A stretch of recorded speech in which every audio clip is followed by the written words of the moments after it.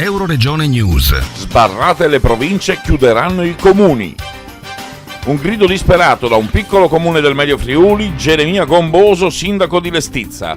Io pensavo di essere l'unico ad avere problemi, ho mandato una semplicissima email a tutti i sindaci della regione, l'ho mandato lunedì 20, la riunione martedì 22 mi sono trovato 40 sindaci con la fascia a far conoscere la loro situazione e mi sono reso conto che non solo in questo disastro, mancava solo quella scintilla per farli parlare.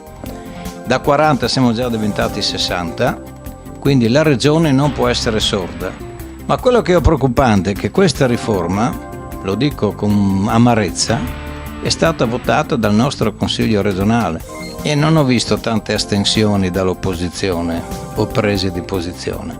La regione continua a prelevare personale senza nessun problema dai comuni, ci sono responsabilità anche del sindacato, l'ho detto, senza nessun problema, perché la mobilità ha risolto inizialmente i problemi di qualcuno, ma ha creato problemi ad altri. I comuni hanno perso più del 25% di dipendenti, hanno sempre risorse in meno, stiamo morendo. Dal Medio Friuli per Euroregione News, Marco Mascioli. I nostri servizi sono disponibili su internet all'indirizzo www.euroregionenews.eu.